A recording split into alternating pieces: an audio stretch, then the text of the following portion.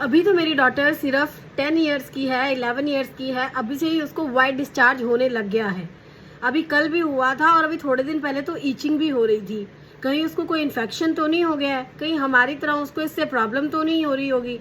तो गाइज, आपके इन सारे सवालों के जवाब आपको मिलेंगे इस वीडियो में। लेकिन इससे पहले मेरे चैनल को अभी से सब्सक्राइब कर लीजिए ताकि आपको ऐसी बच्चों की हेल्थ से रिलेटेड सारी वीडियोस मिलती रहें। तो चलिए शुरू करते हैं। Let's get started. Most of people know कि गर्ल्स के अंदर वाइट डिस्चार्ज होना एक बहुत ही नॉर्मल सी बात है। लेकिन कई बार क्या होता है कि अगर इसका प्रॉपरली ध्यान नहीं रखा जाता है तो ये बहुत सीवियर इन्फेक्शन में बदल सकता है। और अगर ये छोटी ही एज में हो जाता है तो बच्चों को अपने स्कूल पे, अपनी स्टडीज पे कंसंट्रेशन करने में बहुत डिफिकल्टी आती है। अब मैं आपको ये बताऊंगी कि किस केसेस में ये नॉर्मल होता है और किन केसेस में ये नॉर्मल नहीं होता है। यूजुअली जब गर्ल पैदा होती है तो उसको बर्थ के पहले 2 वीक्स तक उसको डिस्चार्ज हो सकता है। This is very normal. Birth के स्टार्टिंग के 2 वीक्स में गर्ल को वाइट डिस्चार्ज हो सकता है। सेकेंडली, जब गर्ल प्यूबर्टी में आती है तब उसके पीरियड स्टार्ट होते हैं, उससे कुछ महीने पहले भी गर्ल के अंदर वाइट डिस्चार्ज हो सकता है, विच इज एब्सोल्युटली नॉर्मल। लेकिन कुछ केसेस में ये जो वाइट डिस्चार्ज है ये बिल्कुल भी नॉर्मल नहीं होता है। अगर वाइट डिस्चार्ज के साथ रेडनेस है, ईचिंग है, स्वेलिंग है, इन्फ्लेमेशन है, इन केसेस में इसको नजरअंदाज नहीं करना चाहिए। या फिर अगर येलो डिस्चार्ज हो रहा है, ग्रीन डिस्चार्ज हो रहा है और बहुत ही स्मेली डिस्चार्ज हो रहा है तो भी आपको इसको सीरियसली लेना चाहिए, डॉक्टर को दिखाना चाहिए। अब बात आती है कि इसका सबसे ज्यादा कॉमन कॉज क्या होता है, किस वजह से होता है।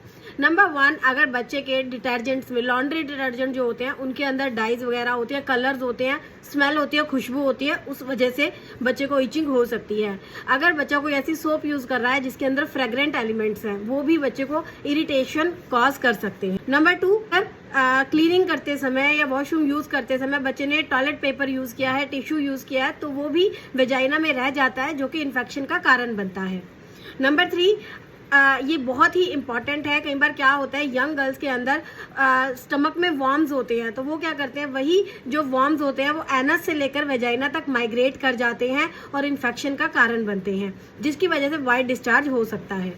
Number 4, poor hygiene. अच्छे से टॉयलेट यूज करने के बाद हैंड वॉश ना करना, क्लीनिंग ना रखना और अपने जेनाइटल एरियाज को प्रॉपरली क्लीन ना करना। लेकिन यहाँ पे सबसे ज्यादा जरूरी बात यह है कि यंग गर्ल्स के अंदर यीस्ट इन्फेक्शन का होना बहुत ही अनकॉमन है। अब हम फटाफट बात करते हैं इसके लिए ट्रीटमेंट क्या है, ट्रीटमेंट कह लीजिए, या इसके लिए आपको कैसे टेक केयर करनी है। नंबर 1, बच्चे को बिल्कुल प्लेन व्हाइट कॉटन के अंडरपैंट्स या अंडरवियर पहनाएं जो कि बच्चे की स्किन को ब्रीदेबल रखेंगे। नंबर 2, जब भी बच्चा नहाकर आए या जब भी बच्चा नहाए तो उसको ये बताइए कि बाहर आने से पहले, कपड़े पहनने से पहले अपने जेनाइटल एरिया को प्रॉपरली क्लीन करे और ड्राई करे। ड्राई होना बहुत ज्यादा जरूरी है। Number 3, changing wet clothes. कई बार क्या होता है कि बच्चे स्विमिंग करते हैं और काफी घंटों घंटों तक स्विमिंग कॉस्ट्यूम्स पहने रखते हैं तो वो जो वेट एरिया होता है वहां पे बैक्टीरिया के पैदा होने के चांसेस बहुत ज्यादा होते हैं जो कि फर्दर वाइट डिस्चार्ज का कारण बनते हैं। तो कोशिश करें कि बच्चे के कपड़े तुरंत बदलें। Number 4, avoid fragrant laundry detergent और फ्रेग्रेंट सोप।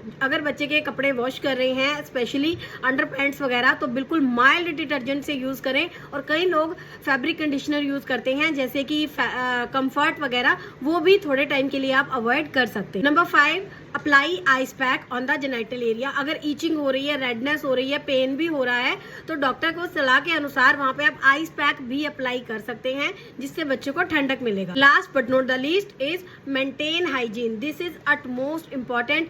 अगर बच्चे को इन्फेक्शन हुआ है या डिस्चार्ज हो रहा है तो ये बहुत इंपॉर्टेंट रीजन है कि बच्चे को हाइजीनिसिटी की वजह से डिस्चार्ज हो सकता है। तो ऐसे में हाइजीन को मेंटेन करना अट मोस्ट इम्पॉर्टेंट है। अगर सीवियर कंडीशन जैसे कि फीवर हो जाना, येलो या ग्रीन डिस्चार्ज होना या बहुत पेन होना, तो ऐसे में डॉक्टर की डायग्नोसिस बहुत ज़्यादा ज़रूरी है। डॉक्टर एरिया को डायग्नोज करते हैं, बच्चे से कंफर्टेबली बात करते हैं और ऐसे में किसी भी कारण का पता लगाते हैं। आई होप कि आपको इस वीडियो में सारे कंफ्यूजन्स क्लियर हो गए होंगे कि वाइट डिस्चार्ज किस वजह से होता है या कैसे केयर करना है। अगर ये वीडियो पसंद आया तो इसको शेयर कर देना ताकि ये किसी पेरेंट के काम आ सके। मैं मिलूंगी आपसे अगली वीडियो में। Till then, this is Priyanka signing off. I would like to see you back in my next video. Bye bye.